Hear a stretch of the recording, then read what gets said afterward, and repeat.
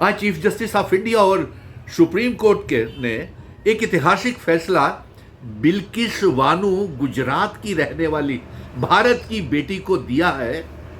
और ये भारत की बेटी बिल्किस बानो 21 सालों की थी 2002 में, जब गुजरात के दंगों में इसे बेरहमी के साथ ब्रूटली गैंग रेप और इसकी इज्जत को तार तार 11 दरिंदों ने भारतीय जनता पार्टी की हुकूमत के दौरान इसे की इज्जत को और ब्रूटली गैंग रेप करके बेरहमी के साथ, और वो आजाद फिर रहे थे।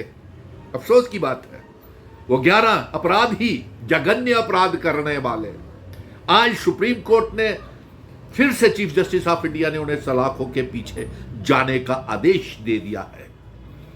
ये भारतीय जनता पार्टी वाले उनकी आरती उतार रहे थे, फूल मालाएं पहना रहे थे उन दरिंदों को, और बिल्किस बानो भारत की बेटी गुमनामी की जिंदगी जी रही थी, जिसे बेरहमी के साथ, जिसकी इज्जत को तार तार किया। आज चीफ जस्टिस ऑफ इंडिया ने एक ऐतिहासिक फैसला करके भारत की बेटियों को एक इंसाफ दिया है।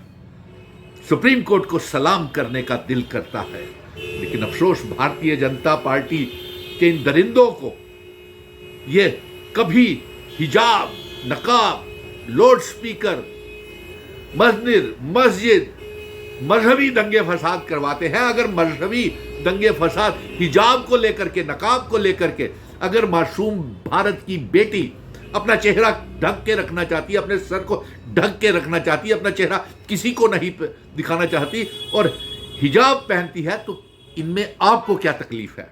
आपने बिल्किस बानो, आज उसे 21 सालों के बाद इंसाफ मिला है और सुप्रीम कोर्ट ने वो उसे इंसाफ दिलाया है। चीफ जस्टिस साहब, भारत की बेटी को इंसाफ देने के लिए बिल्किस बानो जो गुमनामी की जिंदगी गुजार रही थी, दरिंदों से बच बच के रह रही थी, डर और दहशत के माहौल में जी रही थी, आज उसको भी राहत महसूस हुई होगी। मैं उस भारत की बेटी बिल्किस बानो को, और निर्भया हत्याकांड जैसे जघन्य अपराध जिस देश में होते हैं, वहां आज भारत की बेटियों ने राहत महसूस की होगी चीफ जस्टिस ऑफ इंडिया के ये फैसले के बाद। और अफसोस की बात है कि भारतीय जनता पार्टी उस समय 1000 से ज्यादा गोधरा कांड में मुस्लिमों के कत्ल हुए थे, दंगे फसाद हुए थे। मजहबों के नाम के ऊपर देश को कमजोर मत कीजिए प्रधानमंत्री जी, मजहबों के नाम के ऊपर भारत को कमजोर मत कीजिए भारतीय जनता पार्टी वालों।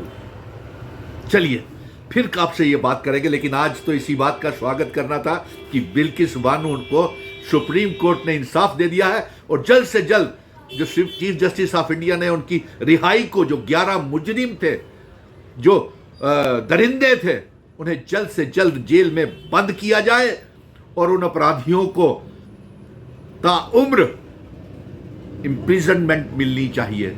और गुजरात की सरकार इन दरिंदों को बचा रही थी, आज तक बचाने का प्रयास कर रही थी।